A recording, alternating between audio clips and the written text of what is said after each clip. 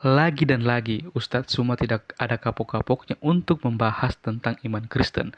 Apalagi mencomot-comot ayat Alkitab untuk dia jadikan sesuatu untuk menyerang iman Kristen. Tapi bersyukur ada apologet Kristen yang berusaha untuk terus meluruskan setiap tuduhan-tuduhan liar, bahkan narasi-narasi liar dari seorang Ustadz Suma yang coba untuk menyerang iman Kristen. Maka dari itu, kita akan bersama-sama akan menyaksikan diskusi atau debatnya pada malam hari ini. Selamat menyaksikan, Tuhan Yesus memberkati. Oke, mana lagi Kak? Hadis Ahmad 20632. Musnad Ahmad ya.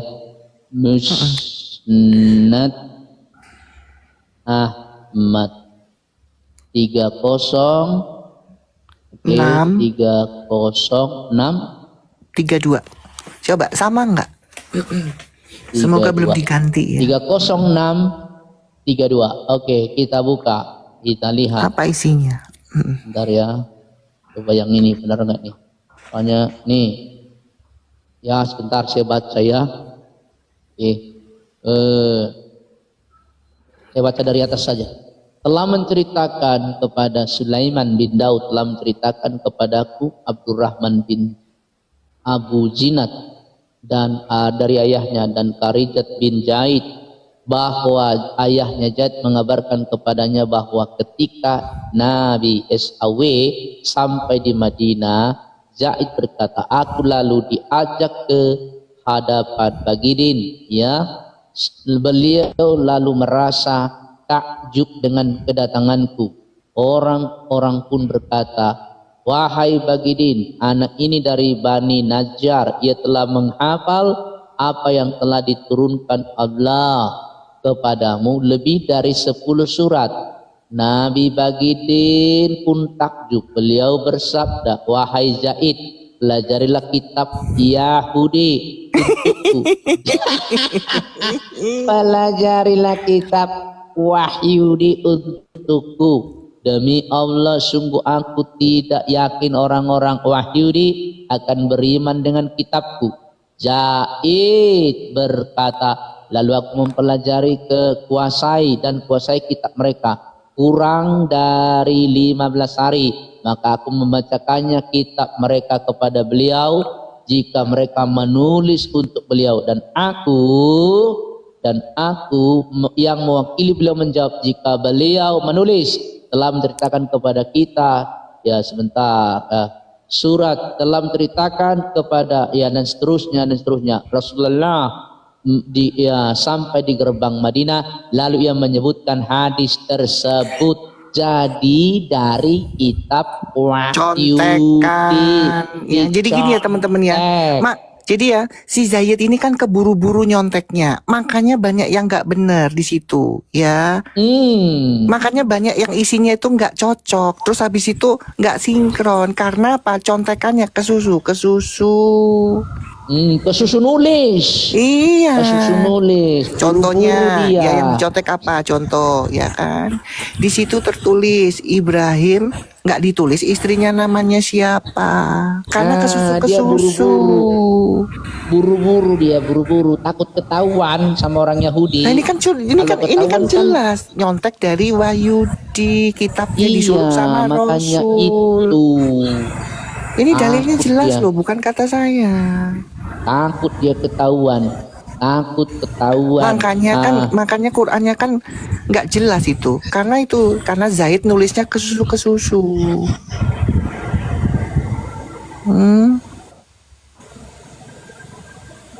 Jadi nih ya jelas ya bahwa Quran itu hasil contekan. Makanya kan si ketua MUI bilang apa? 75% isi Quran itu sama dengan Alkitab. Betul. Itu betul. Ya ini ya dasarnya ya, karena si Zaid kan memang kan juru tulisnya Bagidin itu. Si Zaid. Dia juru tulisnya Bagidin. Bagidin kan nggak bisa nulis, dia buta. Nah ini kan coba host coba baca di bait yang Bagidin menyuruh untuk mempelajari kitab. Itu kan jelas disuruh menyontek. Ada nih sebentar. Saya sorot dulu ya. Nabi Sallallahu menyuruh itu loh. Tuh. ada tadi ya, bentar ya. Itu diperbesar Nabi itu. nih ya. Karena dia menghafal. Dia kan menyuruh untuk apa? Mempelajari kitab Wahyudi, kan benar kan? Oke, nih. Tunggu ya, Selebes saya nggak punya ilmu. saya ini dulu. Ulang ke sini dulu ya. Di sini. Ya, coba. Sebentar ya, saya ulang baca ya. Dari sini aja. Lalu Zaid berkata, aku lalu diajak ke hadapan Nabi Bagidin. Beliau lalu merasa takut dengan kedatanganku. Orang-orang pun berkata, wahai Bagidin, anak ini dari Bani Najjar. Dia telah menghafal apa yang telah diturunkan Allah kepada lebih dari 10 surat. Nabi Shallallahu pun takut. Beliau bersabda, wahai Zaid, pelajarilah kitab Wahyudi untukku. Ketahuan. Disuruh nyontek. Disuruh nyontek si Zaid. Oke, ditutup dulu ada Ridwan di sini. Benar. Jadi memang contekan semua. Contekan semua. Contekan semua, guys. Bentar dulu ya. Udah jelas ya. Ini Jelas. perkataan Rasul, bukan perkataan saya. Bentar dulu, aku cas dulu laptopku ini. Ternyata.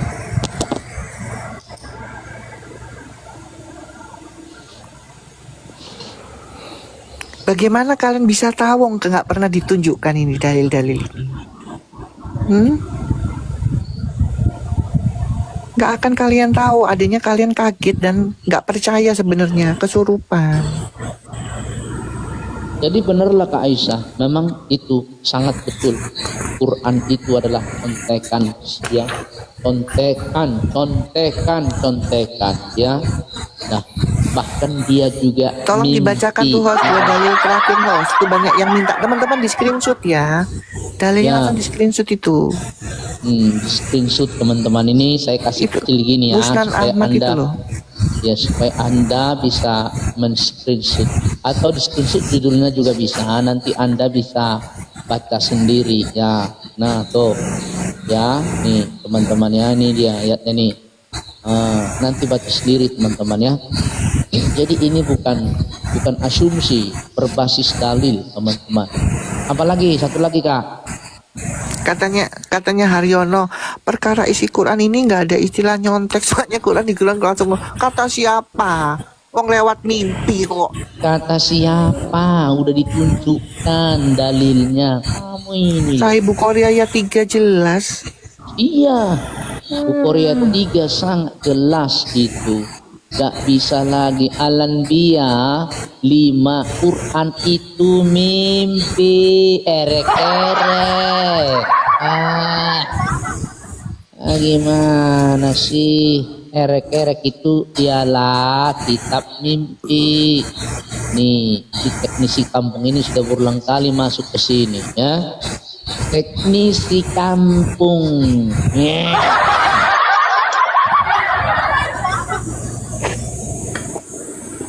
Mana dia? Teknisi? Bisa diskusi kondusif? Bisa. Oke, silakan Kaisa. Islam Kristen? Islam. Oke, ya. Setelah saya tanya kamu bisa menjawab dengan dalil, giliran berikutnya kamu boleh bertanya. Setuju? Setuju. Oke, baca Quran dan hadis? Ya, cuman baca tapi menghafal tidak. Enggak, kamu habis. Enggak, saya enggak tanya kamu. Kamu baca enggak? Iya. Kamu pengikut Muhammad enggak? Iya. Iya, oke. Baca enggak ada perintah bahwa kamu umat Islam itu disuruh membunuh? Ada enggak perintah itu? Tidak ada perintah untuk membunuh secara apa. Tetapi apabila kita diganggu, ya diserang oleh orang-orang Kristen, boleh. Oke, di mana tertulis kalau boleh membunuh kok diserang? Nah, di dalam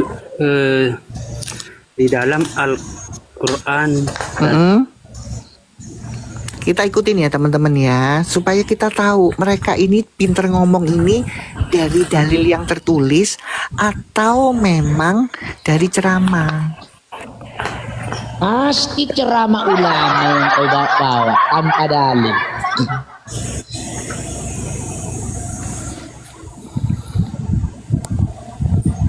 Ayo teknisi, tunjukkan dalilnya.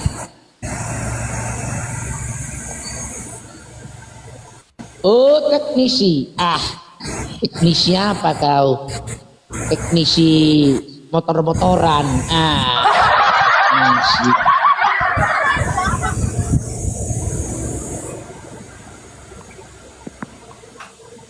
Teknisi, lama kali kau ngopinya teknisi.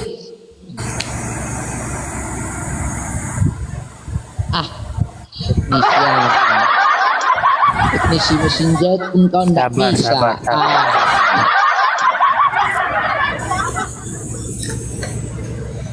Lagi nyari. Gimana dalilmu teknisi? Lagi nyari dia. Tapi bisa bernarasi. Heran. Makanya kita buktikan ya. Itu kan hanya terdoktrin. Kita buktikan ya. Narasi mereka ini narasi membaca atau narasi memang mengcopy paste ceramah ustadznya.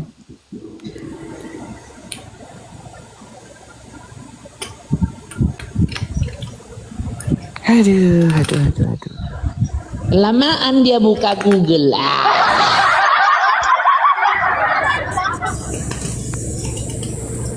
Aduh. Begini. Tapi tidak apa-apa, mereka ini orang sakit yang harus diobati ya. Tidak apa-apa, Kaisa obatin mereka. Kalau nggak bisa diobati, udah siram pakai baygon. Semprot otaknya biar racun-racun baygon itu bisa masuk. Teknisi mana? Oke, saya antar dulu, saya buka PC dulu. Oh, buka PC. Baru mau buka PC dari tadi. Ngapain kau dari tadi lama banget baru mau buka PC?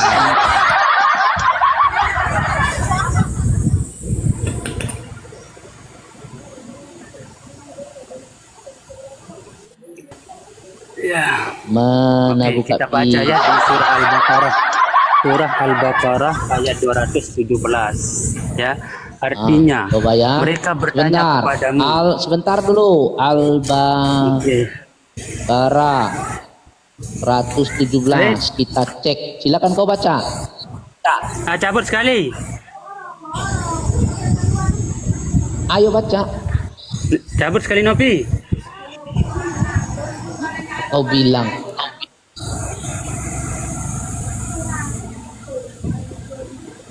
Sudah? Silakan kau baca. Oke, ya. Mereka bertanya kepadamu tentang berperang pada Sebentar. Tadi Al-Baqarah 217. Oh sebentar, oke 217. Oke sebentar. Saya ketik 217. Oke. Lanjut. Ya, oke. Berperang pada bulan haram. Katakanlah berperang pada bulan haram itu adalah dosa besar. Tetapi ya, menghalangi manusia dari jalan Allah, kafir kepada Allah, menghalang masuk masjid Al-Haram dan mengusir penduduknya dari sekitarnya, lebih besar dosanya di sisi Allah, dan berbuat fitnah lebih besar dosanya daripada membunuh. Mereka tidak henti-hentinya memerangi kamu sampai mereka dapat mengembalikan kamu dan agamamu kepada kekafiran. Ya. Nah itu ya, jadi kita diperintahkan perang apabila mana ada di situ perintah membunuh. Kamu itu dalilmu itu ndak pas. Kalau kita diserang baru kita bunuh, nggak ada di situ tertulis. Kamu marah-marahnya aja kamu. Aisyah, lihat tuh ayat tuh Aisyah. Mana ada kayak begitu? Aisyah. Oh Aisyah. Bro, jadi ayat yang kamu tunjukkan ini tidak sesuai dengan Suara yang saya keluar nggak, dipertanyakan. Mas? Ah? Suara saya keluar nggak? Ah, ini baru keluar, tadi nggak keluar. Ya udah, Gini keluar loh, nih, mantap. pertanyaan saya, kamu kan tadi ngaku pengikut Muhammad. Saya tanya, apakah ada ajaran dan perintah Nabi Muhammad untuk membunuh? Kamu ngomong ayat perang, saya nggak tanya kalau perang itu masa cium-ciuman. Ya pasti baku bunuh lah. Ya, kamu bawa ayat ini juga nggak nyambung. Nggak nyambung dengan pertanyaan. Teknisi, ayatmu ndak nyambung dengan pertanyaan. Kayak jaka sembung bawa golok. Kamu terlalu, kamu memang. Ditanya apa, kau jawab apa. Ini sudah kalau Kristen sudah kalau kepepet itu sudah. Loh, apanya yang kepepet? Mana kepepet? Ini saya sudah tunjukkan dalil. Pertanyaan saya apa? Coba ulangin. Kamu tahu nggak? Coba. Pertanyaan Anda, adakah perintah membunuh di dalam Al-Quran? Kan seperti itu. Bukan. Perintah Muhammad. Perintah Muhammad membunuh. Ada nggak? Perintah antara perintah Muhammad dan perintah Allah itu sama. Nah, mana ini? Ayat Di mana? Perintah Muhammad ke mana? Karena apa? Yang di Al-Quran yang disampaikan ini adalah dibawa oleh Muhammad. Jadi kita mau apa? Karena pedoman orang. Coba baca Islam. Coba baca Arab. Turunkan Arabnya. Ada nggak itu perintah kata-kata Muhammad? Turunkan huruf Arab. Ngarang bebas.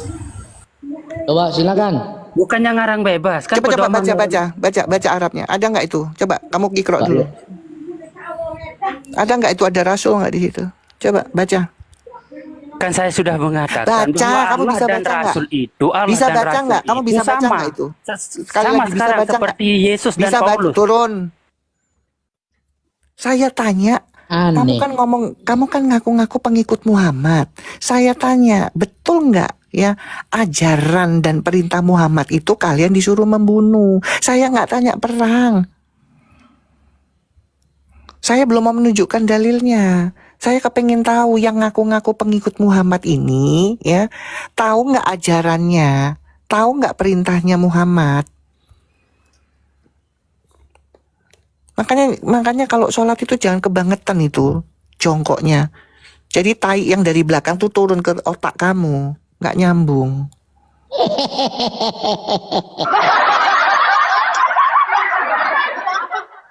Aduh.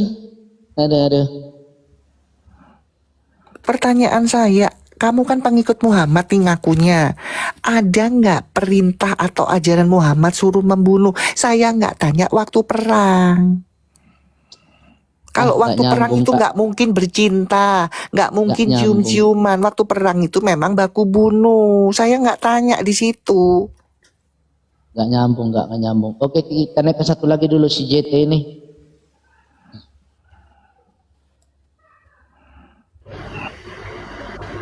JT Kristen Islam JT.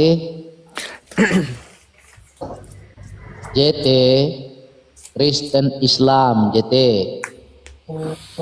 Oh, sorry. Kok ini bisa naik ya? Oh, iya betul, tetap layar. Nggak apa-apa, Kak. Sorry ya. Oke, Ya, Tuhan berkati. Tuhan Kalau berkati. ya.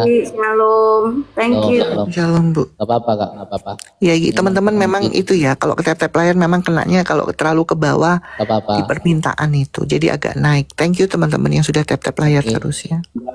Ya. Geser setengah-tengah percuma ya dia. Kabar gembira, selamat pagi Islam Kristen. Sejak awal bulan. Terima kasih ya ngomong. Terus lagi ngomong aku. Kabar gembira. Dia kemana-mana. Lagi di komal api mungkin. Lagi rapat.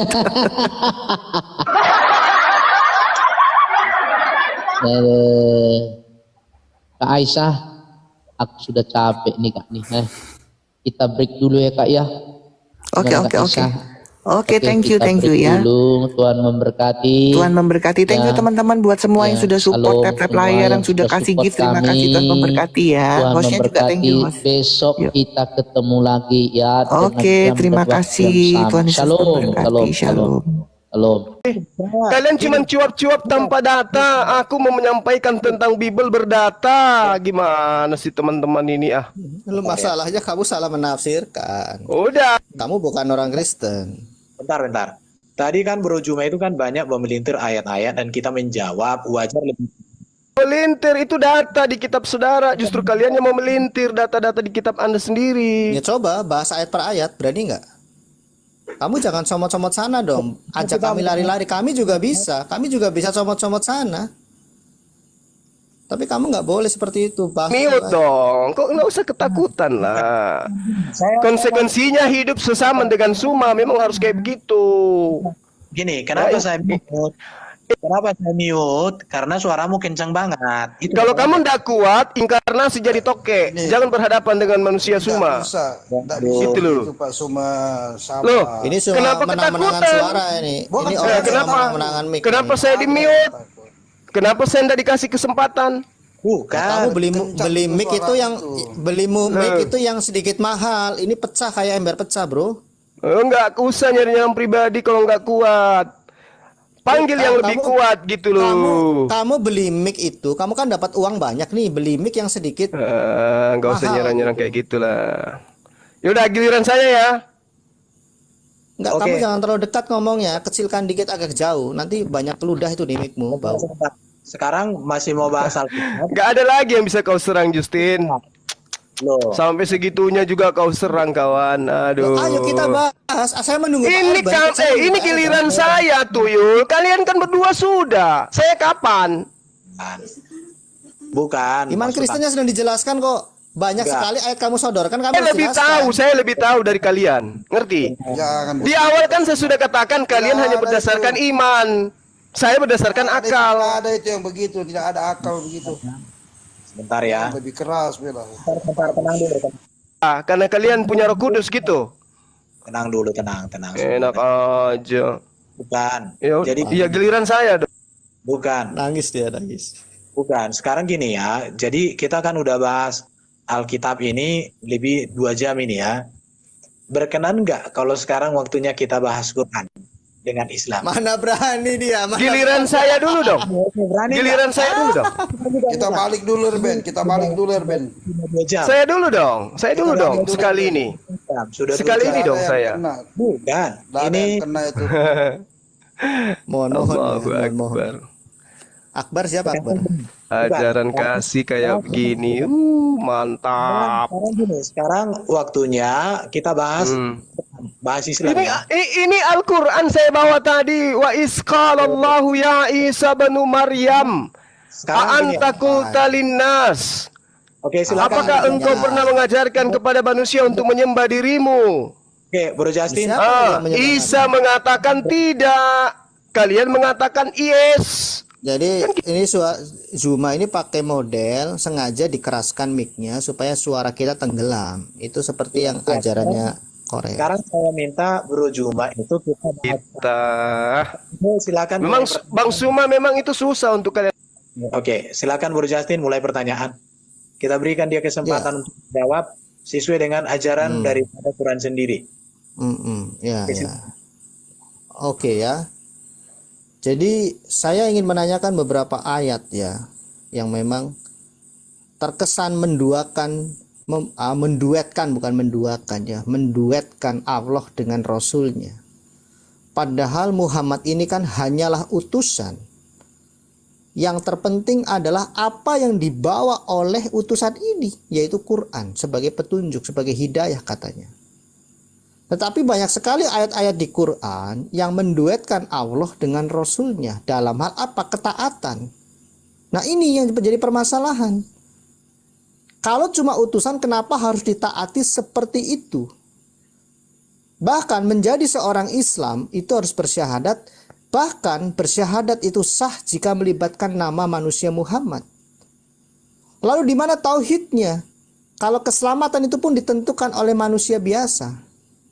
Kalau Anda mengatakan Muhammad itu manusia luar biasa, tunjukkan keluar biasaannya. Mengapa seorang utusan harus memiliki keluar biasaan seperti itu?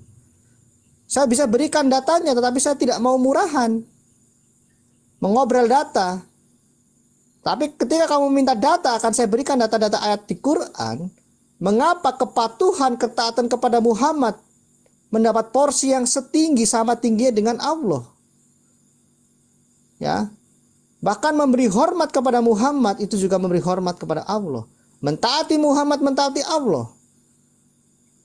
Bahkan di dalam sholawat di surah 2 ayat 157 juga harus memohon.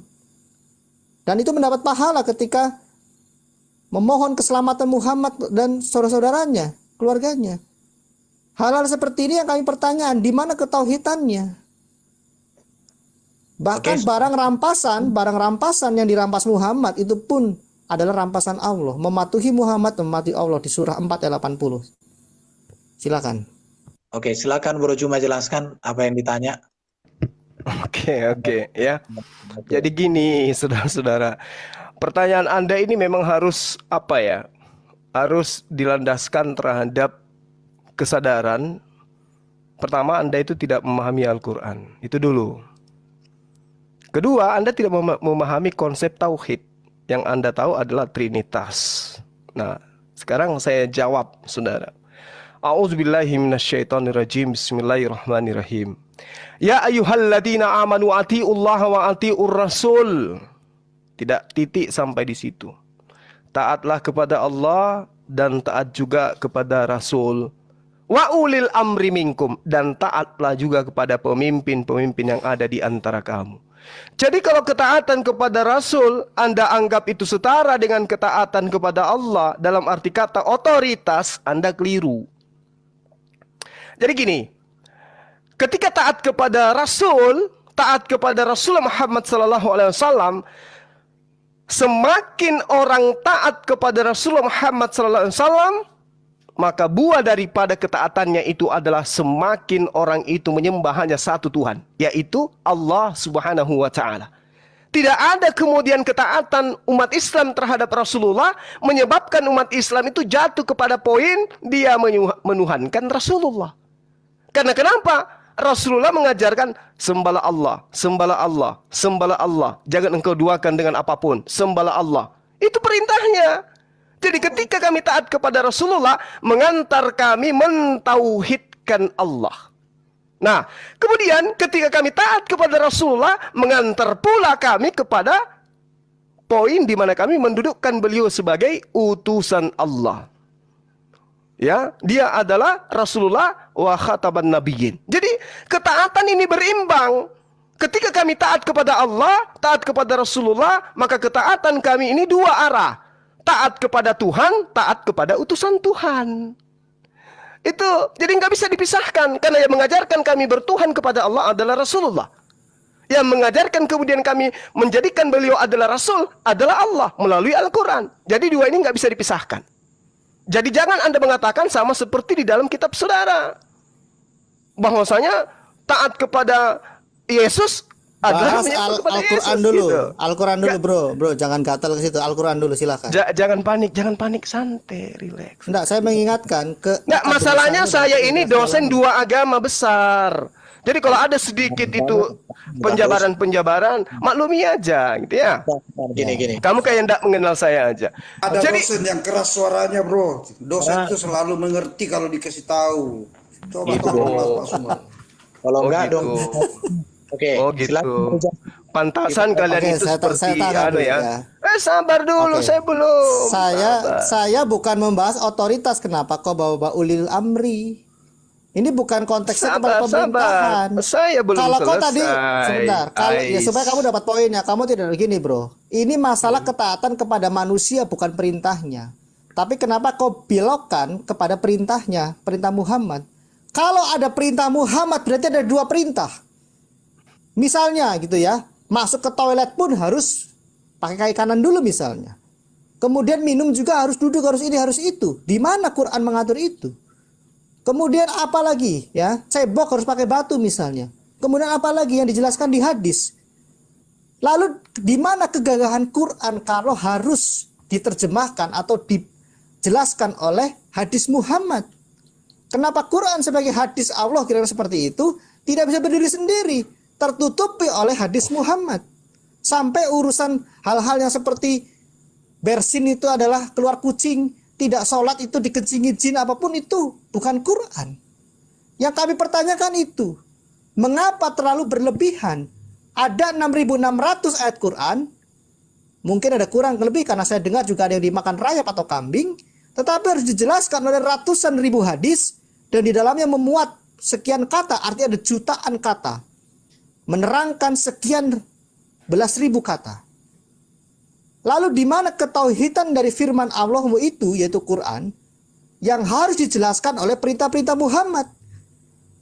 Seperti analogi saya tadi, kamu hanya punya satu istri misalnya, tetapi kamu memperlakukan wanita lain seperti istrimu, kamu tidak mengatakan dia istri. Demikian juga hal ini, kalau memang berpusat kepada Allah dan Qurannya sebagai petunjuk bagi keselamatan umat manusia, kenapa harus dijelaskan seperti itu? Ini yang menjadi persoalan. Di mana ketauhidannya? Kalau harus disandingkan Allah dan Rasulnya. Saya berikan contoh. Israel, bangsa Israel, ya, ketika menganut monoteisme ketat, Musa pun tidak mencantumkan namanya di dalam syahadat Israel. Pengakuan Israel, pengakuan iman, Shema Israel. Tidak ada kata Musa, kurang besar apa Musa? Di dalam pengakuan iman gereja, butir pertama bicara tentang Allah yang esa. Butir kedua bicara tentang anak tunggal atau firman yang tunggal itu yang nusul menjadi manusia, bukan nusul menjadi buku. Jadi syahadat kami kepada Yesus ada dasarnya karena dia bukan manusia biasa. Yang saya dengar bahwa Muhammad itulah hanya utusan, cuma utusan, cuma cuma utusan. Ya, kalau kau pesan nasi goreng, yang kau makan nasi gorengnya bukan kurirnya. Kenapa kalian tidak bersyahadat kepada Quran dan Allah? Sehingga mencantumkan nama manusia biasa, ya, yang bahkan katanya belum jelas selamat dan harus didoakan. Kenapa di dalam pengakuan iman kalian? Di surah Al-Fat ayat 13 dan 17. Tidak beriman kepada Muhammad dan Allah dan Rasulnya, hukumannya neraka. Taat kepada Allah dan Rasulnya mendapat surga. Ini yang kami pertanyakan, di mana ketebalan dari ketauhidan kalian? Seberapa tebal? Ya, tidak menyembah Muhammad, tetapi yang kalian lakukan lebih daripada itu. Silakan dijawab. Oke, silakan Bro Juman, dijelaskan. Astagfirullahaladzim. Oke, baik. Jadi gini, ketika saudara taat kepada kedua orang tua, saya mengharap Anda itu tidak memahami bahwa Anda sedang menyembah orang tua, ya.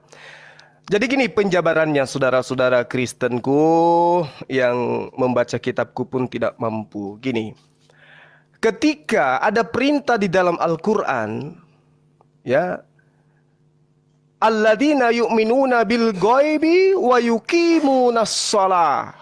Orang-orang beriman itu adalah yang beriman kepada yang gaib dan yang melaksanakan sholat. Lalu kemudian di dalam Al-Quran tidak diuraikan seperti apa pelaksanaan sholat itu.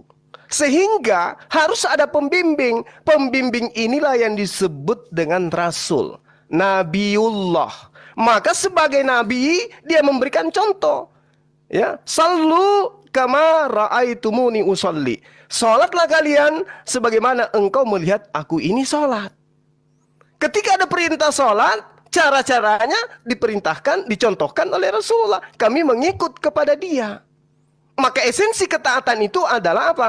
Menyembah hanya kepada Allah. Sholatnya diajarkan caranya oleh Rasulullah. Penyembahan daripada sholat itu merujuk hanya kepada Allah, bukan kepada Rasulullah Muhammad SAW. Itu yang saudara harus pahami. Kenapa? Karena Rasulullah itu memang diperintahkan oleh Allah untuk membimbing seluruh umat manusia. Wa innaka latahdi ila siratim mustaqim. Beliau adalah sungguh benar-benar membimbing manusia kepada jalan yang lurus. Dia yang diberi amanah untuk menjelaskan isi Al-Quran. Dia yang diberi petunjuk untuk mengarahkan manusia berdasarkan Al-Quran. Karena itulah kemudian dia mengurainya. Ada ayat suci yang menuntun beliau. Lalu kemudian tadi Anda membawa surah Al-Fat ayat 13. Wa man lam yu'min billah wa rasuli fa inna atadna lil kafirina sa'ira. Jelas sekali di sini. Barang siapa yang tidak beriman kepada Allah dan Rasulnya. Beriman kepada Allah sebagai apa? Sebagai Khalik, Tuhan pencipta langit dan bumi. Beriman kepada Rasulnya sebagai apa? Sebagai utusannya. Nah, Yesus juga begitu. Harus diimani sebagai utusan. Jangan kalau kitab dulu dong, fair dong, fair. Loh, kamu tadi menjelaskan kau bawa Yesus. Ya harus saya tanggapi juga dong. Ini gimana sih lo? Jadi Yesus itu mengajarkan kepada Bani Israel untuk mengakui dirinya sebagai utusan. Muncul penyusup, menganggapnya dia adalah Tuhan. Nah, ini kekeliruan saudara. Hidup kekal itu adalah mereka mengenal engkau satu-satunya Allah yang benar. Dan mengenal aku sebagai utusan. Berarti Yesus dikenal sebagai utusan saja. Nggak boleh lebih, kawan-kawan. Muhammad utusan bukan? Yes. Kenapa ada perintah dari utusan? Contohnya begini bro, di mana di Quran kenapa cebok harus pakai batu? Di mana kenapa Muhammad bisa menerjemahkan ayat Al-Quran sehingga urusan cebok pun harus diatur oleh Muhammad? Nah itu dia. Itu yang jadi pertanyaan. Makanya dikatakan wa innaka la tahdi ila siratim mustaqim. Beliau yang kemudian mengajarkan manusia kepada seluruh, membimbing manusia kepada seluruh jalan. Katanya dasarnya Quran. Di mana di Quran itu ada hal-hal seperti itu, cebok pakai batu, kemudian dijelaskan oleh Muhammad. Kul in kuntum tuhibbunallah. Kul in kuntum tuhibbunallah. Ali Imran ayat 31. Kul in kuntum tuhibbunallah fattabi'uni yuhibbukumullah wa yaghfir lakum dzunubakum wallahu ghafurur rahim. Itu apa ayat 31 tidak ada bahas masalah kebersihan kok. Lah, dia harus diikutin. Ini perintahnya. Ikutilah aku. Oke? Ikuti mana? Ikuti aku lah mana? Aku itu Muhammad atau Allah? Ini firman Allah atau firman Muhammad? Astagfirullah. Lu mana? Saya baca Ali Imran 31 tidak ada mengatakan ikutilah aku, mana? Ini fattabi'uni, makanya jangan jadi umat terjemah. Gimana sih lu? Loh, kamu juga tidak bisa bahasa Arab, kamu kan cuma bisa baca. Ini fattabi'uni. Ayat berapa? Surah Ali Imran ayat berapa? Ayat 31, brother. Oke, jika kamu mencintai Allah, ikutilah aku. Berarti mencintai Allah itu salah satunya cebok pakai batu. Loh, itu yang saya maksud. Apa hubungannya mencintai Allah dengan perintah hadis Muhammad? Urusan cebok pun harus diatur. Iya. Itu loh yang jadi masalah. Itu dia makanya. Jangankan. Itu Allah. Jangan dulu. Ini loh Bro Juma, poin saya tidak suka berpolemik. Kenapa hadis ratusan ribu, bahkan ada yang sahih dan doif tidak tahu siapa yang harus menentukan itu, harus menerangkan di 6.000 ayat. Apakah ini tidak menutup kebenaran yang ada di Quran? Kenapa Quran tidak bisa berdiri sendiri? Kau pun tidak, saya yakin tidak hafal Quran. Bagaimana kau bisa dalam hidupmu kau menghafalkan hadis sebagai panduan hidupmu? Misalnya kau keluar rumah, bener nggak nih saya harus pakai kaki kanan dulu? Yang kami contohi siapa? Hadis yang kami contohi Muhammad. Yang kami iya, karena memang kami disuruh untuk mengikuti dia. Lah, oke, kalau begini, kalau keselamatanmu tergantung mengikuti Muhammad, konsekuensinya kamu harus menghafalkan seluruh hadis. Betul? Kenapa harus mengikuti semua hadis? Loh, kalau kamu tidak mengikuti hadis, kamu tidak mengikuti Muhammad. Karena di sini tidak dikatakan ikutilah seperempatku, ikutilah seperempat hadisku. Oh iya, tapi memang kami memang harus mengikuti instruksi beliau yang mengajarkan kepada kami. Makanya kami harus mencontoh kepada beliau. Loh, berarti kamu kemana-mana bakal bawa buku hadis kalau kamu tidak hafal. Kamu mau makan, kamu mau minum, bawa hadis. Lo ketawa kau. Udah. Jadi kami umat Islam itu diajarkan oleh Rasulullah tentang syariat, tentang ilmu fikih yang memang di dalam agama Anda tidak ada. Di agama Anda nggak ada fikih. Nggak usah bawa kami dulu. Kamu hafal tidak semua fikih? Ya kamu hafal tidak semua aturan?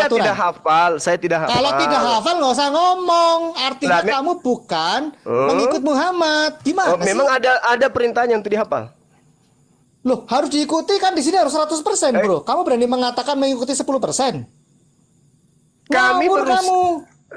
Kami berusaha untuk mengikuti sebisa Loh, kok kami. berusaha? Oh iya dong. Nggak ada kata sebisa, nggak ada kata sebisa, nggak bro. bisa, nggak boleh. Kamu tafsir dong, kamu tafsir. Kami umat Islam itu diperintahkan untuk mengikuti Rasulullah Muhammad Sallallahu Alaihi Wasallam. Iya, mana perintah sebisanya mana? Mana perintah sebisanya? Sebisanya ikutilah Muhammad mana? Ya, memang harus perintahnya ikut kepada beliau. Ya kan tidak sebisanya, 100%. Sebisanya kami semampu kami. Kami harus berusaha untuk mengikuti beliau. Mana dalilnya harus semampu kamu? Mana ayo? Mana dalil? Bukan masalah mana dalilnya, bukan masalah mana dalilnya. Ini perintahnya jelas untuk mengikuti beliau. Ya kan? Iya, tapi tidak ada sebisanya di situ. Harus ikuti 100% berarti dong. Apanya? Oh, enggak ada juga perintah. Enggak ada juga. Tidak ada juga berarti perintahnya. Berarti ambigu multitafsir dong. Bukan. Nah, bingung kau, bingung. Enggak dong, enggak dong. Loh, yang benar yang mana? Sebisanya atau harus semuanya? Perintahnya itu kemudian jelas mengikuti Rasulullah Muhammad Sallallahu Alaihi Wasallam. Ya kamu tadi menambahkan sebisanya, mencret kamu. Enggak dong. Makanya ada dalilnya di dalam Al-Quran. Makanya belajar Al-Quran kalau mau membahas Al-Quran. Lihat mana dalilnya dari tadi. Ini la yukallifullahu nafsan illa wus'aha laha ma kasabat wa alaiha ma tasabat. Surah berapa? Surah berapa? Jangan lari, surah berapa? Macam tahu aja Quran. Ya, mana hafal juga kau. Surah berapa? Surah Al-Baqarah. Al-Baqarah ayat? Saya lupa ayat di handphonemu. Ya sudah, kalau lupa nggak usah diomong-omong. Yang jelas dikatakan la yukallifullahu nafsan illa wus'aha laha ma kasabat wa 'alaiha maktasabat. Iya, mana? Artinya kemana-mana kamu mengikuti Muhammad, kamu harus tanteng-tanteng habis. Dan saya Allah yakin tidak membebani seseorang melainkan sesuai dengan kesanggupannya. Tafsir kamu. Saya pastikan la yukallifullah. Sebentar. Ayo. Tidak Allah bebankan, Allah tidak bebankan, tidak dibebani oleh Allah seseorang melainkan nafsan seseorang illa kecuali usaha dengan kesanggupannya. Sebentar ya. Tadi kan harus ikut hadis toh. Kenapa orang Muslim tidak ikut hadis Sahih Muslim nomor 241? Ya, kalimat syahadat yaitu tiada Tuhan yang berhak disembah selain Allah semata, tidak ada sekutu baginya, dan bahwa Muhammad dan hamba dan rasulnya, bersaksi bahwa Nabi Isa adalah hamba Allah, anak hambanya, dan kalimah Allah yang diletakkan pada Maryam dan ruh darinya. Kenapa tidak ikut hadis ini? Dia. Dia nggak hafal hadis ini dia. Di dalam syahadat kami itu udah jelas, itu terangkum semua itu. Ketika kami mengimani Allah satu-satunya Tuhan, kemudian mengimani Nabi Muhammad SAW adalah utusan Tuhan, maka yang lainnya itu ngikut. Karena kami beriman karena kami diwajibkan beriman kepada nabi-nabi sebelum beliau. Tafsir itu tafsir. Oh enggak, itu rukun iman, arkanul iman. Ya, beriman kepada nabi-nabi. Oke, kawan-kawan. Jadi jelas ya. Hadis ini sudah dipotong. Coba jelaskan dulu, Dok. Ini. Nah, kamu bingung kan? Apanya yang dipotong hadis itu? Apanya yang dipotong? Kami beriman kepada Nabi Isa. Dia dikuatkan oleh Roh Kudus, dia dilahirkan oleh Maryam. Apanya yang dipotong? Islam kami tidak sempurna tanpa mengikuti iman kami terhadap hal tersebut. Gitu loh.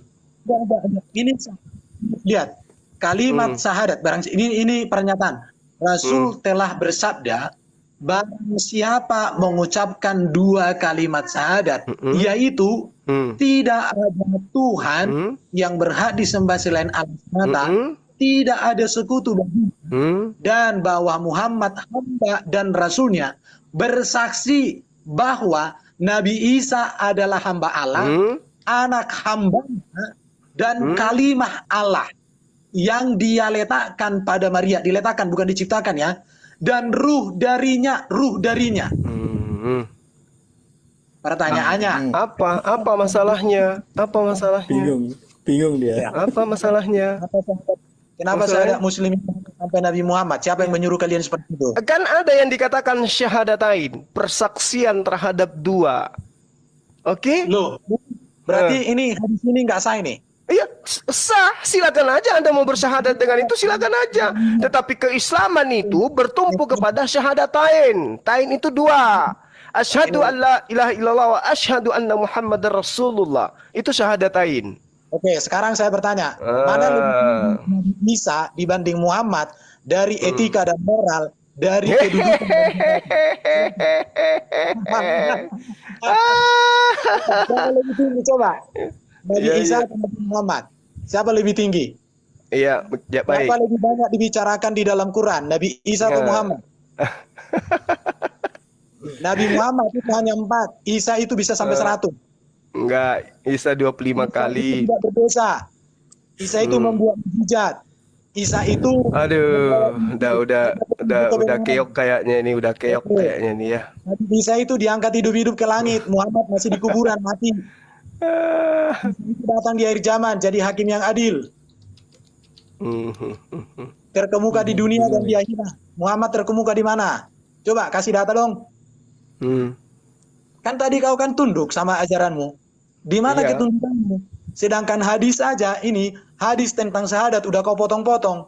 Sejauh mana ketundukanmu? Kenapa kau potong? Apa hakmu kok melawan Muhammad?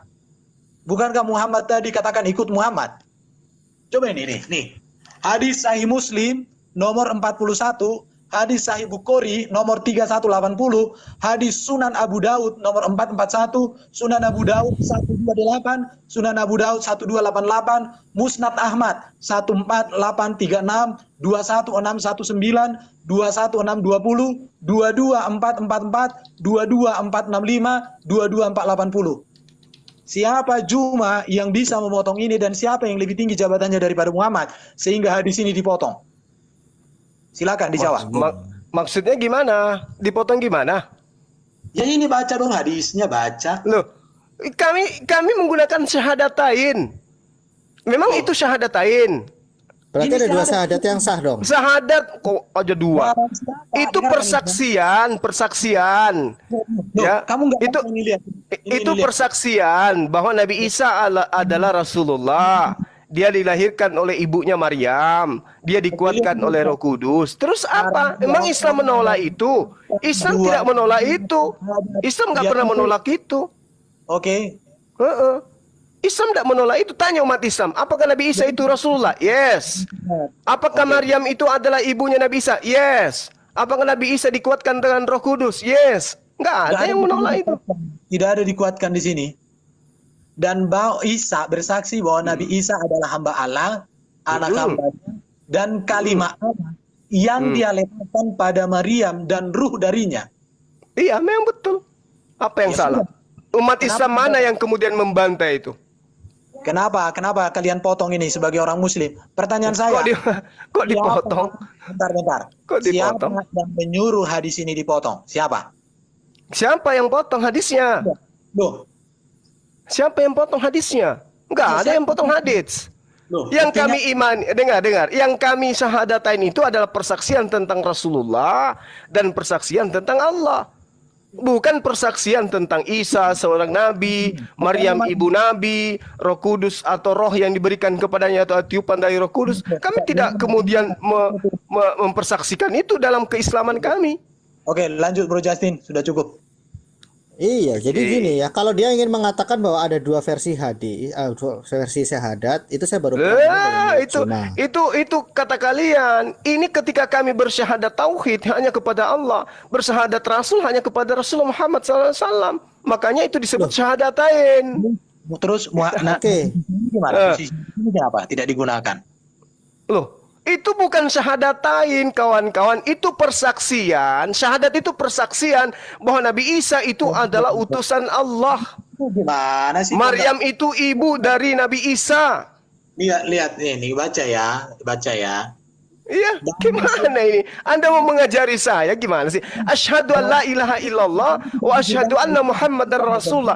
Ini syahadatain, ini persaksian keislaman umat Islam. Yang Anda sebutkan itu persaksian tentang Allah, Rasulullah, Nabi Isa, dan juga ibunya beserta Rohul Kudus. Apa masalahnya? Berarti Islam baru di zaman Muhammad. Maksudnya? Berarti Islam baru di zaman Muhammad.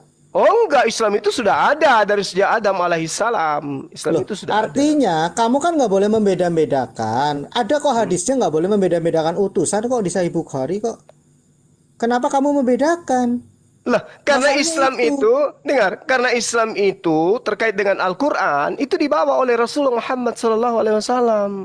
Bukan Musa yang berbeda. membawa. Loh, berarti bukan kan Musa yang membawa, bukan Yesus yang membawa, kan gitu. Berarti syahadat kepada Quran dong. Kok syahadat kepada Quran? Tuyul, kalau bukan Islam tahayul. itu Islam itu identik dengan Quran dan utusan itu semuanya sama derajatnya.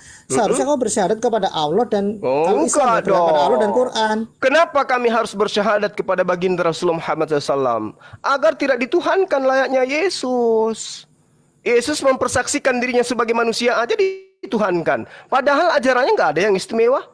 Rasulullah Muhammad SAW, Al-Quran itu coba Anda urai dengan sains. Oh, luar biasa, bos. Jangan ke Yesus dulu, bro. Kamu fokusnya gini, bro. Kok takut sekali kenapa? kamu? Nih, syahadatan itu kan ini saya juga searching ya, googling ya. Syahadatan itu kan menjelaskan tentang Allah dengan Rasulnya itu. Itu tidak ada hubungannya dengan Islam karena Islam juga sebelum Muhammad sudah ada. Tetapi kalau yang kamu maksudkan, loh, Islam itu sebenarnya di zaman Muhammad atau sebelumnya rasul-rasul yang lain juga membawa Jadi Islam. kaidah tentang tauhid itu sudah diajarkan dari sejak Adam alaihissalam. Itulah Islam, pondasinya. Bukan tauhid. Loh, ini tauhid itu Islam. Islam itu tauhid. Ya, tauhid itu Islam, jalan lurus itu shalom. Oke? Itu Islam. Itu sudah diajarkan. Islam ini dimaksud agama atau apa? Islam itu adalah kaidah-kaidah pokok di dalam tauhid penyembahan terhadap Tuhan pencipta dan bumi. Itulah Islam. Islam bukan agama. Islam itu agama. Islam itu ajaran. Islam itu dinul. Namanya dinul itu adalah jalan menuju kepada Allah. Itulah Islam. Islamnya Muhammad beda tidak dengan Islamnya Adam dan seterusnya? Oh enggak beda. Iya, cuman syariatnya yang belum sama, yang enggak sama. Bukan masalah syariat, ini bicara keislaman yang katanya mengajarkan Allah yang esa. Iya. Tetapi kenapa menjadi seorang Islam itu hanya menggunakan 2 kalimat syahadat yang kalimat kedua itu adalah nama Muhammad, tidak semua nama Rasul. Nah, karena itulah kemudian kami beriman kepada Rasul. Itu ya. Jadi iman di dalam Islam itu adalah beriman kepada para rasul, beriman kepada para nabi. Tapi yang membawa kesempurnaan dinul Islam adalah baginda Rasulullah Muhammad sallallahu alaihi wasallam dan dia bukan Tuhan. Arti beriman itu apa, Bro Jum? Arti beriman apa sih? Beriman itu percaya, yakin dengan sepenuh hati. Tapi orang Muslim juga disuruh beriman kepada Taurat dan Injil. Beriman Betul. Makna berimannya kok berbeda ya? Nah, beriman kami percaya bahwa dulu Allah pernah mewahyukan kitab Taurat dan juga Injil. Beriman kepada Muhammad juga dulu kok. Gimana? Kan Muhammad itu kan dulu kan? Rasulullah Muhammad SAW itu rasul. Jangan samakan Taurat.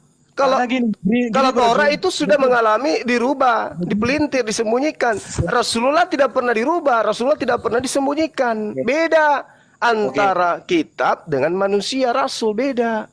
Karena kitabnya Bro Juma itu kan baru dikanonisasi 1924. Beriman kepada Muhammad harusnya sama dengan beriman kepada kitab Taurat dan Injil. Kok bisa berubah? Kalau Muhammad menati Muhammad.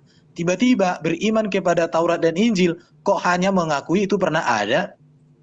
Gimana sih artinya itu? Jelas dong, itu pernah ada diwahyukan kepada bangsa Israel melalui perantaraan tangan Nabi Musa alaihissalam dan juga Nabi Isa alaihissalam. Datang kepada kaumnya yang tegar tengkuk. Oke, mantap. Jadi tidak ada hubungannya beriman kepada Rasulullah. Rasulullah itu justru yang datang kemudian diutus membawa keterangan tentang kitab-kitab sebelumnya. Oke, Contoh, sekarang begini, kalau saya kasih- selamat bisa tidak bersyahadat hanya kepada Allah kalau memang tauhid. Ya kami bersyahadat Quran. hanya kepada Allah dalam arti kata pengakuan otoritas tertinggi adalah Allah. Oke? Loh, ini menentukan keselamatan gini. Untuk selamat harus menjadi Islam. Ya. Menjadi Islam harus mengucapkan 2 kalimat syahadat. Yes. Kalau tanpa 2 kalimat tersebut maka tidak menjadi Islam dan otomatis tidak selamat.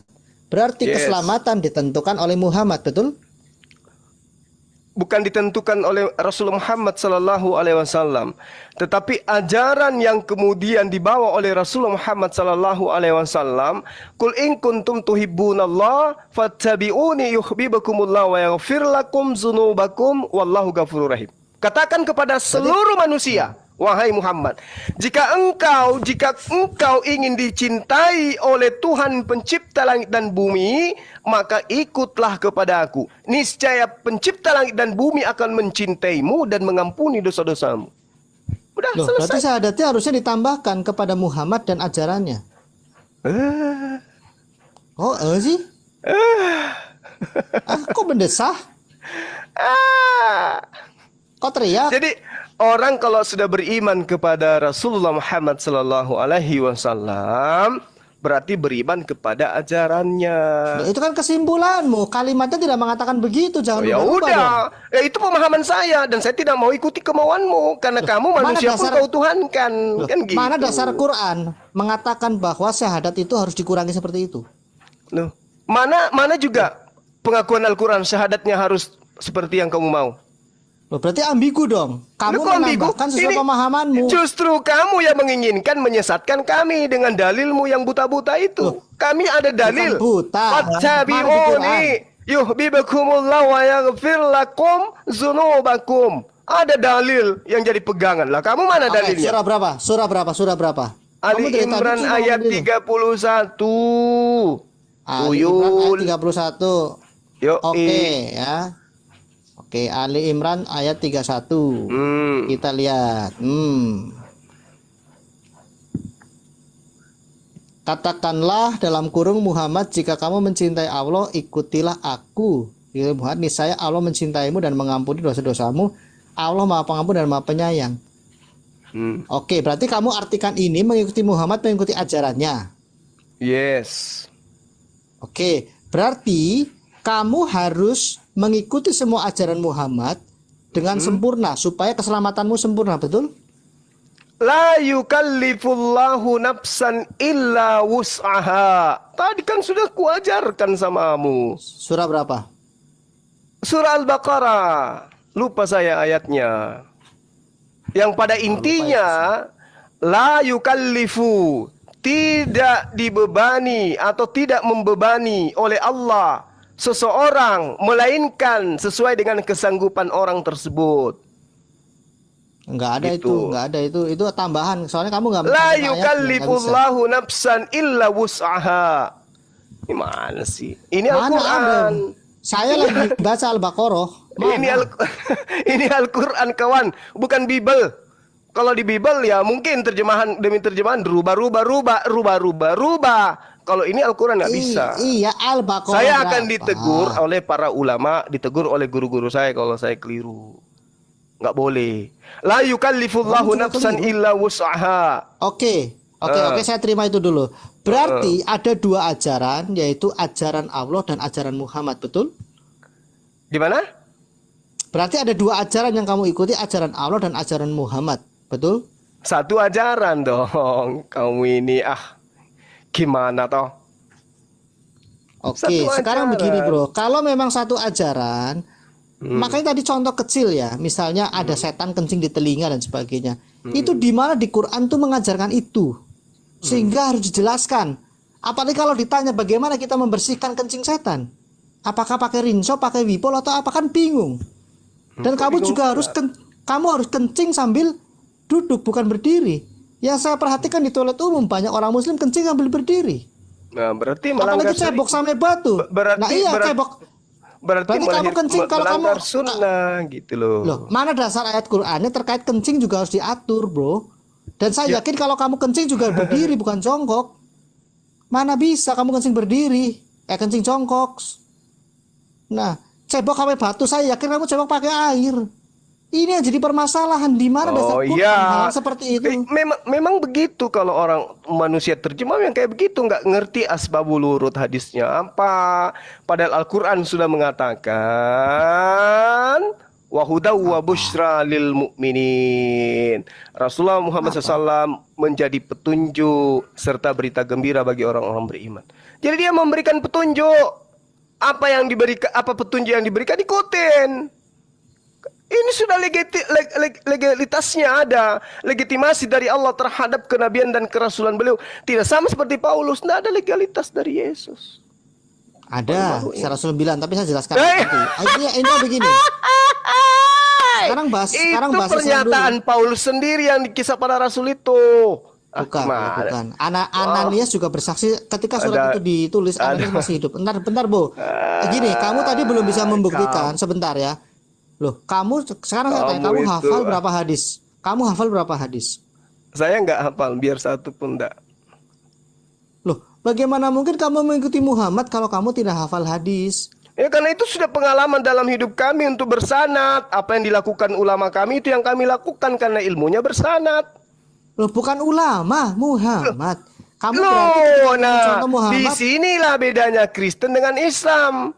Islam itu ilmunya bersanad. Jadi apa yang dilakukan oleh Nabi itu yang dicontohkan oleh para sahabat, dicontohkan oleh tabiin sampai seterusnya. Makanya kalau ada umat Islam kayak Ibu Yuni yang tidak bersanad seperti itu, lihatlah bagaimana dia. Tidak ada kelompoknya. Kenapa? Karena dia belajar sendiri tanpa ulama. Berarti kalian itu ada 3 lapis ya. Allah 4. Allah, Quran, Muhammad, hadis, dan satu lagi ulama. Lah kan tadi atiullah wa atiur rasul wa ulil amri minkum. Gimana sih sampean? Kan ada berapa ulama yang harus kamu ikuti? Ya, dengar. Sanad itu adalah mata rantai penyampaian pengajaran dari Rasulullah.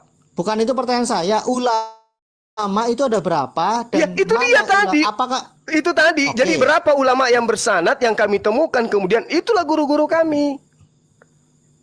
Tidak seperti Anda kan? Anda mau berguru kepada siapa? Pendeta. Pendeta belajar dari mana? Sementara Lukas yang menjadi ending tidak pernah belajar ke Yesus. Terputus dia. Jangan ke situ dulu, bro. Sabar. Kamu sudah jelaskan. Oke. Sekarang di mana di Quran? Kalau memang ya ulama dan kitab tafsirnya atau kitab apanya itu juga berotoritas untuk menyelamatkan. Karena tadi lapis pertama adalah Allah dan Quran, lapis kedua adalah Muhammad dengan hadis, lapis ketiga adalah ulama. Nah, kamu juga belum mengatakan apakah ulama itu seluruhnya sama atau ada perbedaan di antara ulama, atau seperti apa sih kalian memanage-nya, mengaturnya sehingga seluruh umat muslim di dunia itu berpusat kepada keulamaan yang benar. Silakan dijawab. Apa tuh? Supaya nggak ambigu, Katanya sanad, sandarannya jelas segala macam. Ulamanya, oke, sekarang nggak, berarti satu ulama yang diikuti. Semua ulama yang bersanad dari Rasulullah Muhammad SAW pasti satu ajaran, dari satu syariat, dari satu kaidah. Iya, tetapi kan beda. Kamu bisa berbeda dengan Muslim yang lain yang mengatakan hadis ini sahih, yang lain doif. Sanadnya, matanya, segala macam. Enggak, siapa yang mengatakan itu? Hadits itu posisi dia doif, pasti doif semua. Siapa yang mengatakan itu? Siapa yang menentukan doif? Cuman ada sebagian yang menggunakan yang doif itu. Ada juga yang meninggalkan gitu. Ulama hadits lah. Siapa? Ulama hadits. Ya siapa? Kok siapa pula? Ya ulama hadits. Ya siapa ulama? Kok jadi satu orang? Ulama hadits itu banyak. Ulama hadits itu banyak yang menentukan kemudian seperti Imam Bukhari, Muslim, Daud, Tirmizi, banyak itu ulama hadits yang kemudian mengatakan ini sahih, ini dhaif. Oke? Justru di hadis-hadis yang kamu sebutkan itulah ditemukan ada yang doib dan yang macam-macam. Ini pernyataan dari gereja tentang hadis. Lalu dari mana? Bentar, pertanyaan Dapat dari mana? Siapa yang menentukan hadis itu doib, palsu atau apa? Lah kan tadi sudah dikatakan ulama hadis. Siapa ulama hadis Siapa itu? yang mengontrol? Iya. Siapa yang menentukan ulama ini benar? Siapa coba? Jadi gini, di dalam pemahaman kami umat Islam itu ya, ini jauh beda dengan agama kalian ya. Memang tidak ada itu sanad. Yang ditanya itu bro, siapa ulama itu yang menentukan hadis itu palsu, doib, ma'udu, sohi? Kan saya katakan tadi ulama hadis. Siapa? Iya kan? Ulama hadis masa Nggak tahu dia. sahih apa yang biasa kalian baca? Ulama ini hadis ini apa yang kalian biasa baca? Ini ada di depan saya ada berapa hadis ini? Ada hadis Sahih Bukhari. Nah, itu Anda sebutkan. Gimana sih? Aduh. Justru yang ditanya di dalam hadis Sahih Muslim, Abu Dawud, Sunan Ahmad, hadis Bukhari masih ada terdapat yang doib, ada yang palsu dan lain. Oh iya memang.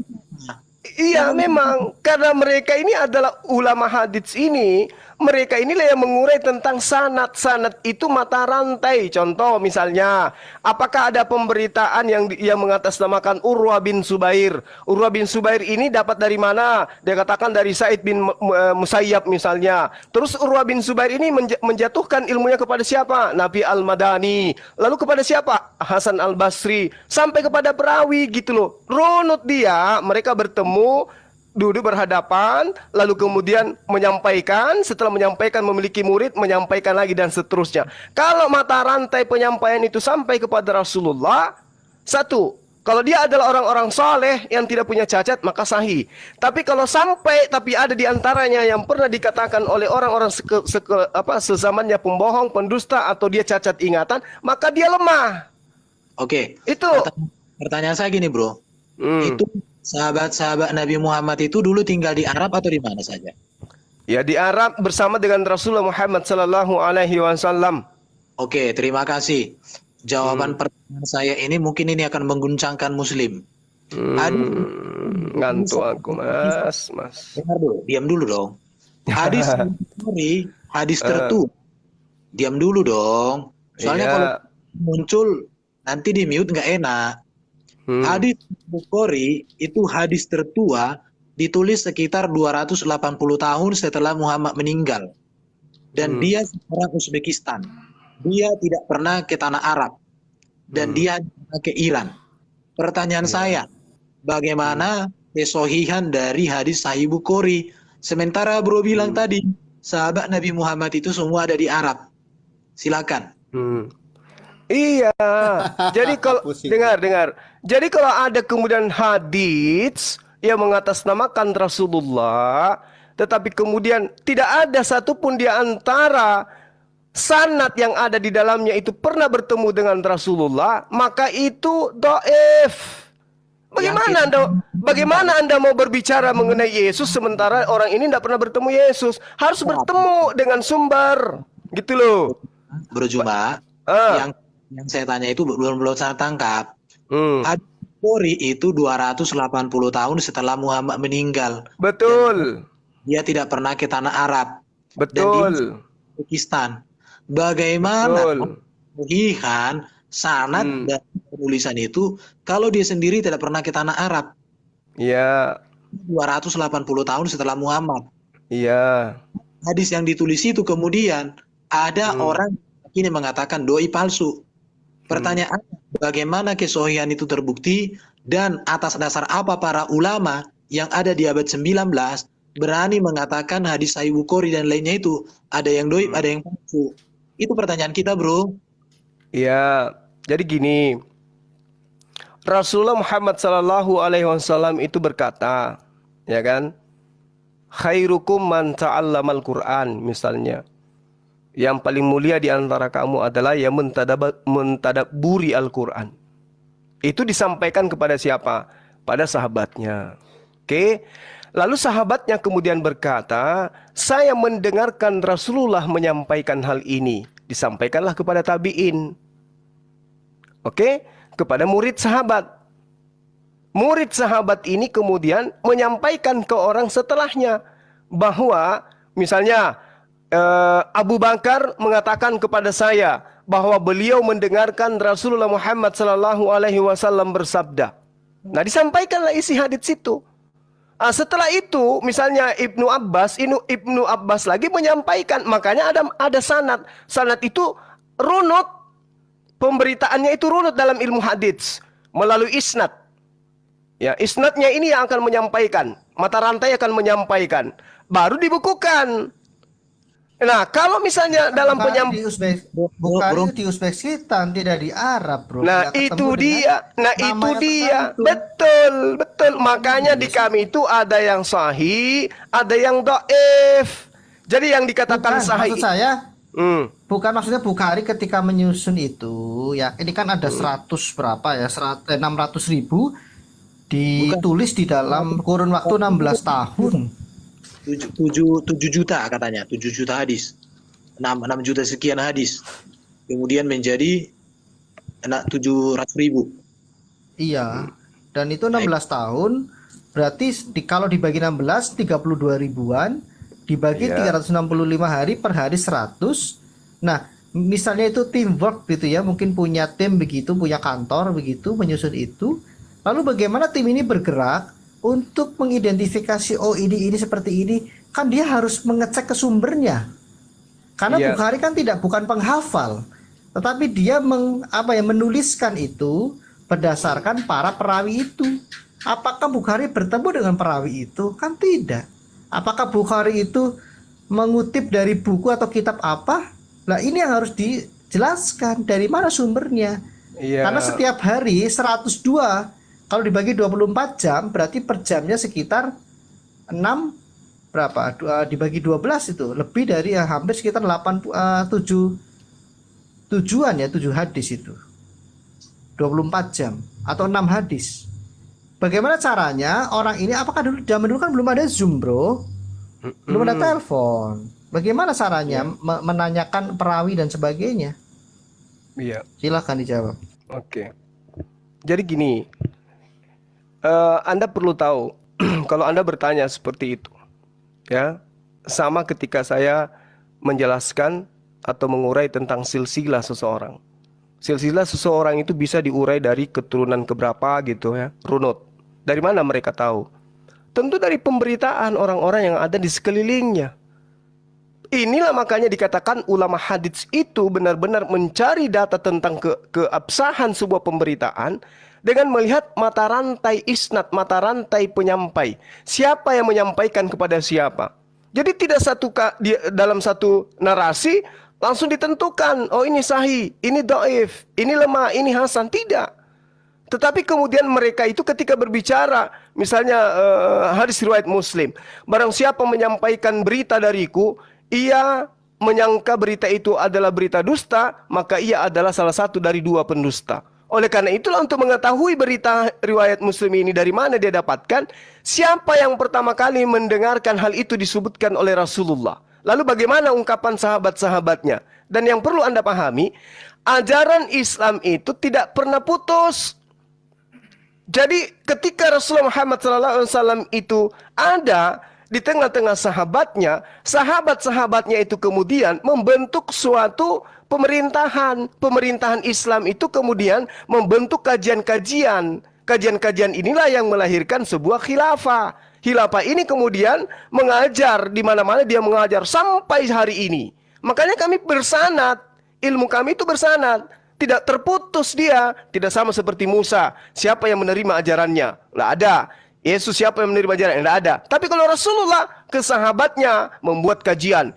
Kajian-kajian tersebar di mana-mana. Setelah kajian tersebar di mana-mana, masih lagi tersebar sampai ke pelosok seluruh bumi. Ini ajaran bersanad, bermatai rantai. Tidak ada terputus-putus gitu. Apakah Bukhari itu mengumpulkan kitab-kitab hadis, kemudian dia salin ulang, atau Bukhari ini langsung menemui para perawinya? Itu pertanyaan saya. Bagaimana per jam ya, per jam dia bisa mengumpulkan 7 hadis. Kan zaman dulu belum ada Zoom, belum ada telepon. Bagaimana mungkin? Apakah dia mengadakan sidang seluruh perawi itu dikumpulkan? Dan dia tidak pernah ke tanah Arab. Tidak pernah ke tanah Arab. Dan dia tidak pernah ke Arab, pakai telepati. Iya. Ya, silakan jawab lah. Jadi gini. Jadi Bukhari itu menyusun kitabnya itu kurang lebih 16 tahun.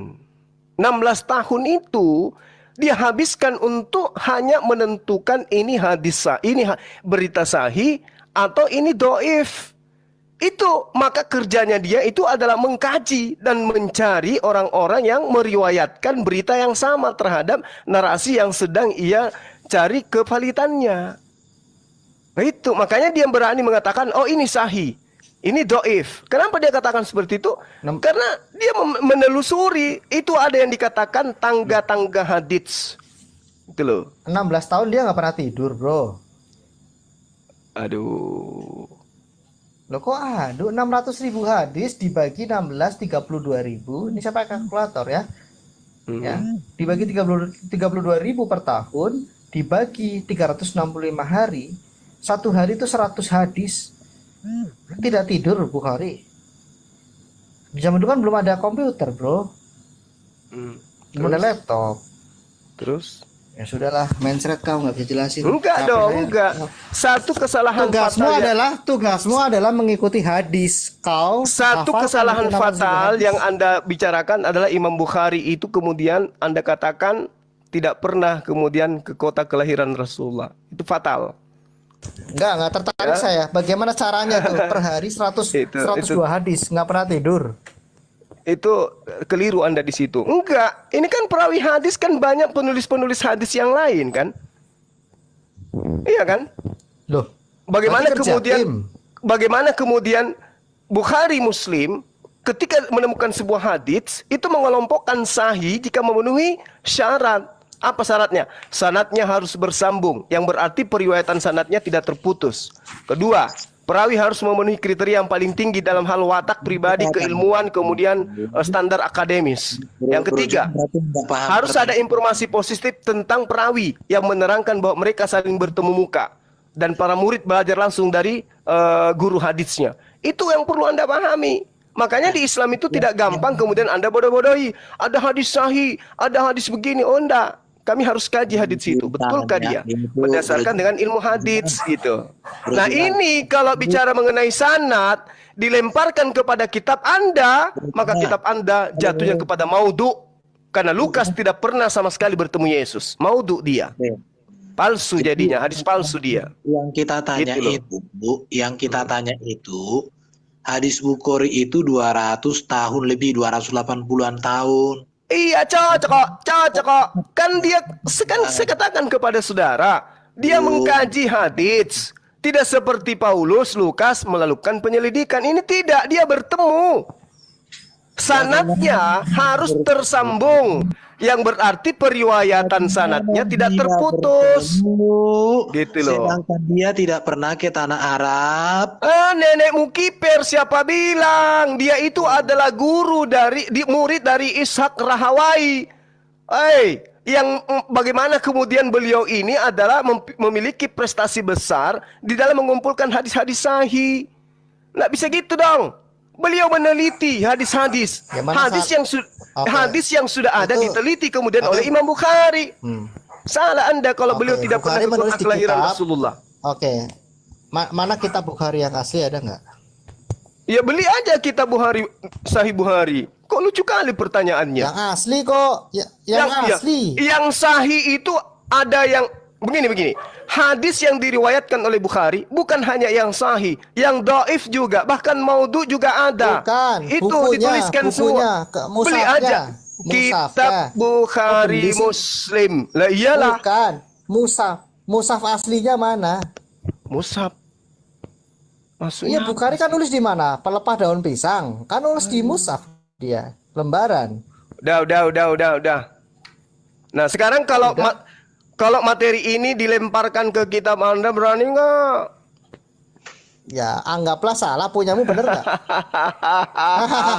Kenapa gini bro? Kenapa kami menanyakan hadis? Karena kamu tadi baca di Ali Imran di ayat 31 32 itu katanya harus mengikuti Muhammad. Oh iya dong. Konsekuensinya kamu harus hafal hadis minimal 50%. Karena 50% artinya kamu 50% mengikuti Muhammad.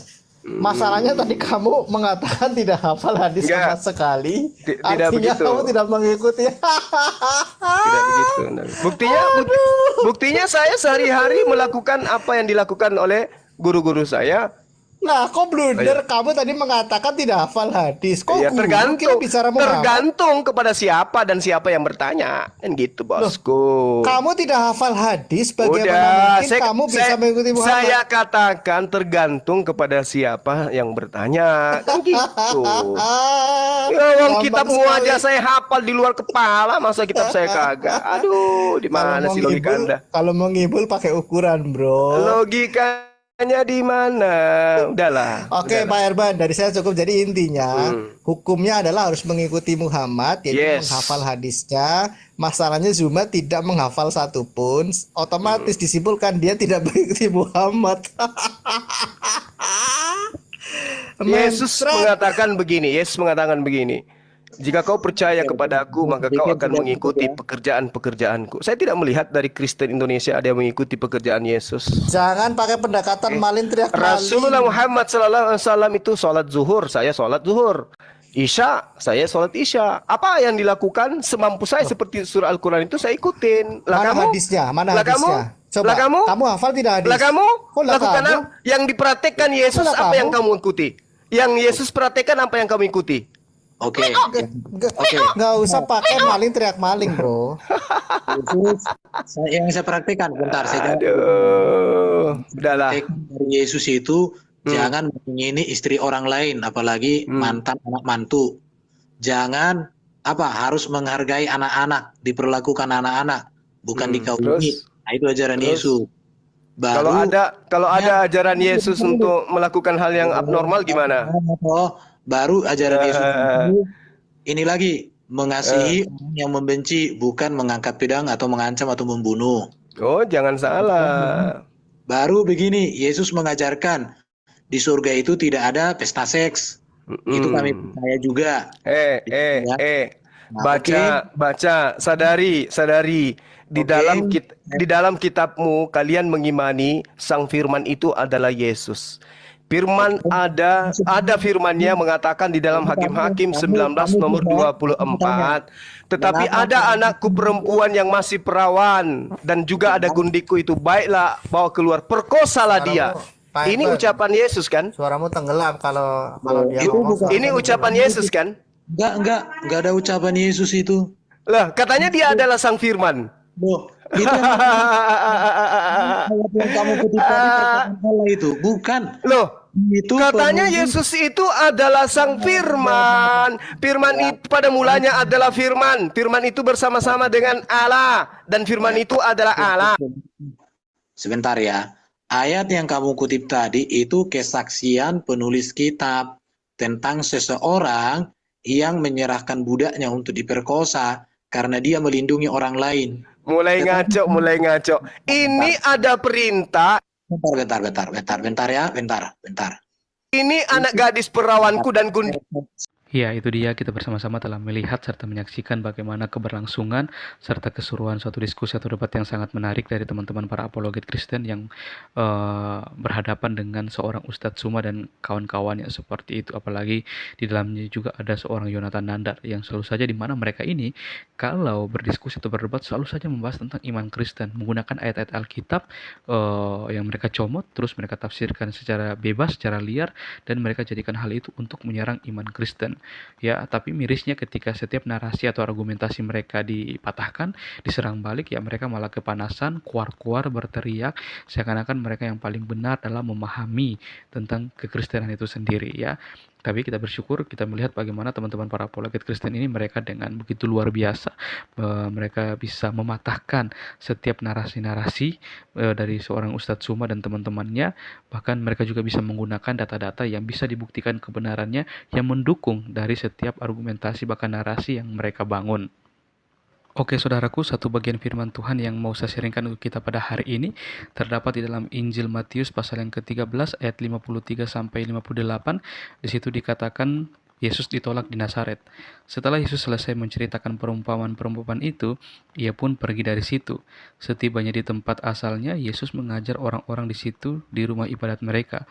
Maka takjublah mereka dan berkata, "Dari mana diperolehnya hikmat itu dan kuasa untuk mengadakan mujizat-mujizat itu?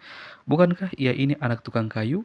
Bukankah ibunya bernama Maria dan saudara-saudaranya Yakobus, Yusuf, Simon, dan Yudas? Dan bukankah saudara-saudaranya perempuan semuanya ada bersama kita? Jadi dari mana dia peroleh semuanya itu?" Lalu mereka kecewa dan menolak dia. Maka Yesus berkata kepada mereka, "Seorang nabi dihormati di mana-mana kecuali di tempat asalnya sendiri dan di rumahnya."